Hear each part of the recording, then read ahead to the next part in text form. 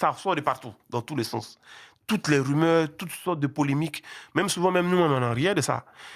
Et après, on arrive à une CAN où on a beaucoup de joueurs qui défectent, par exemple, qui partent, Ouais. qui ne nous rejoignent plus, qui ne veulent plus venir. Au dernier moment, parce que Didier aussi qui ne vient pas. Donc, il y a beaucoup de joueurs qui sont là. Mais si Didier ne vient pas, nous, Nous, on n'y va vient. pas, ouais. Et moi, je suis là au fait accompli du fait que, bon, voilà, il y a un nouvel entraîneur qui arrive. Et puis, il faut un ancien qui reste. Et lui aussi, qui dit, non, il me faut Yaya, il faut que Yaya soit là. Parce que moi aussi, je suis pas loin aussi de déféquer. Je suis pas loin de dire, bon, écoute, moi aussi, si Didier ne vient pas, je ne viens pas, bon. Mais, j'ai pas le choix. Donc, lui me voit et me dit, Yaya, non, tu dois rester là, donc je dois être là. Donc, après, qu'est-ce qu'il faut faire? Après, j'essaie de, moi, avec lui, on essaie de discuter avec certains anciens, que ce soit Kopa, que ce soit Kolo, que ce soit Chico, que ce soit Salomon Kalou, que ce soit Gervinho, pour essayer de regrouper, parce que sinon l'équipe va être rajeunie avant la CAN 2015. C'est impossible. Comment on va gagner? Parce que la CAN, la plupart du temps, c'est L'expérience. C'est l'expérience qui parle, c'est pas la jeunesse. Et après, mais malheureusement, heureusement, ce qui m'a vraiment surpris, à ma grande surprise, je voyais que Hervé, il était très préparé, c'est-à-dire il avait déjà une jeune équipe qui avait déjà préparé, parce qu'il disait, parce qu'il essayait d'appeler les anciens, mais il y a beaucoup qui ne répondaient pas.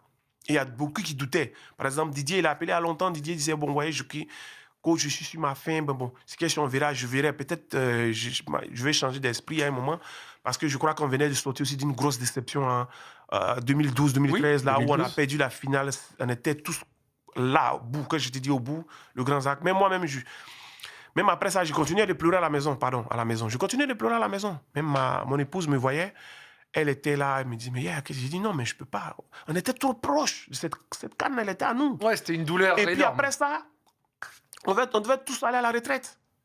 On devait tous aller à la retraite. C'était l'idée, au fait. Nous tous, on s'était entendus, on gagne ça, tout le monde en parle, les gars. Personne ne nous appelle pour venir, même eux, c'est eux qui viendront jouer. Nous, on ne jouera même plus, parce que plus de 10 ans, on te traite de tout, à cause du foot. Et à la fin, tu as des gens qui passent à la télé, qui vont faire des émissions, qui disent, ouais, moi, je suis patriote.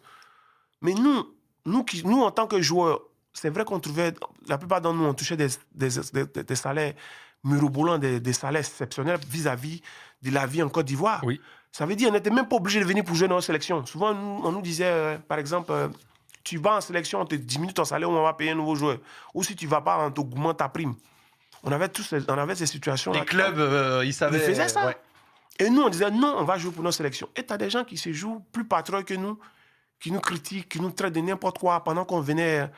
Bon, bref, c'est du passé maintenant, mais c'était. C'est important que tu le dises. Voilà, c'est important d'en parler. C'était des bonus.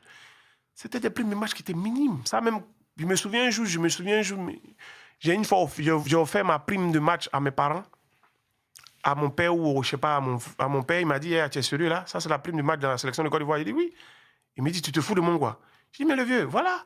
Kolo aussi l'a montré la même chose. Il était choqué. Puis il dit, donc on vous insulte comme ça pour si peu. Il dit, ah, mais le vieux, voilà. Les mecs, ils se disent que oui, nous, on vient, mais au contraire, nous, c'est dans nos clubs. Mais ça, tu l'as dit dès le début, que pour la prime, ça, tu t'en foutais. Toi, tu y allais pour représenter le pays. Exactement. Nous, c'était ça notre devise.